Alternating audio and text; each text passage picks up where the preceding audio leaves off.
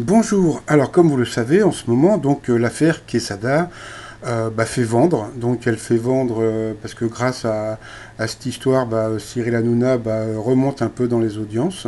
Donc, j'ai remarqué un truc, c'est que Cyril Hanouna aime faire du trash. Et puis, les journaux People, idem. Hein. Donc, voilà, moi j'ai remarqué un truc, c'est que quand je parle de Christian Quesada, franchement, je trouve que je fais pas plus de vues, donc voilà, donc c'est pour ça que aussi que j'en parle pas. Puis franchement, je m'en bats les couilles. Hein, bon, passons. Sinon, je trouve qu'il y a un scandale dont personne ne parle. Et le scandale dont personne ne parle, c'est le scandale Tatavero. Voilà. Donc, comme le dit si bien Jean-Luc Reichmann, les 12 coups de midi, on est une grande famille. Et dans la grande famille, il y a une tata. Voilà. Et puis la tata Véro, on la voit plus. Alors au départ, on dit la tata Véro, peut-être qu'elle a décidé de ne plus vouloir passer à la télé, etc., etc. Bon.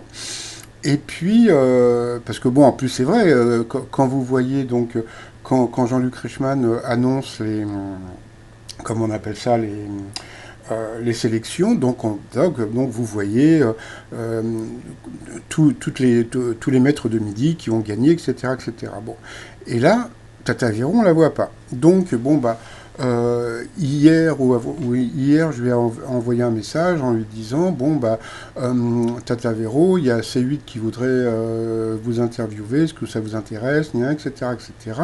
Et puis je lui ai demandé aussi pourquoi on la voyait plus dans le truc des sélections. Est-ce qu'elle était en froid avec avec Jean-Luc Reichmann? Et voici la réponse. Alors, bonjour Claude, donc Claude c'est moi. Je ne souhaite pas être contacté par cette journaliste de C8 concernant l'absence d'image de Tata Véro lors des annonces des dates de sélection. Ce n'est pas une demande de ma part. Je pense que la prod n'a pas apprécié mon attitude après ma défaite. Je faisais la gueule et j'étais au bord des larmes. J'étais tellement déçu. Évidemment, personne ne m'a fait de remarques ou de reproches ouvertement, mais mon absence télévisuel en dit long. À bientôt, Véronique. Donc en fin de compte, voilà. Donc Tata Véro, quelque part, a été effacée. Donc quelque part, je trouve ça un peu dégueulasse parce que Jean-Luc Reichmann, il balance.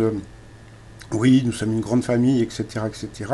C'est vrai que Tata Véro était une fée, et puis c'était la fée la gueule. Bon, voilà.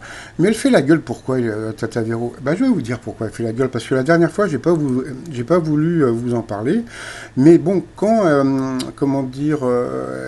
elle m'avait donc répondu à un message que j'avais envoyé.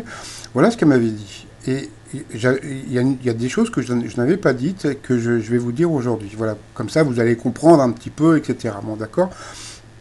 Bonjour Claude, je suis évidemment très fier de devenir numéro un, puisque à l'époque, je lui ai dit que normalement Christian devrait être effacé les tablettes, mais peut-être que Jean-Luc Reichmann va laisser, hein, on ne sait jamais, hein, donc voilà.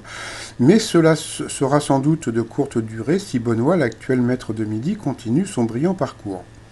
La disparition du jeune Bastien m'a beaucoup attristé. Je me souviens de son slam très émouvant à propos de son père absent.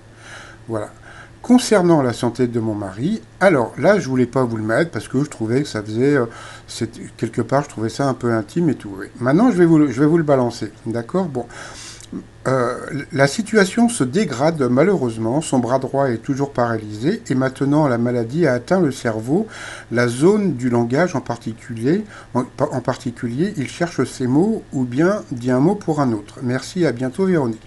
Voilà, c'est-à-dire que Tata Véro, que j'appelle fait la gueule, elle fait la gueule pourquoi? Parce que vous croyez qu'elle a une vie facile d'être avec un mari qui est malade comme ça?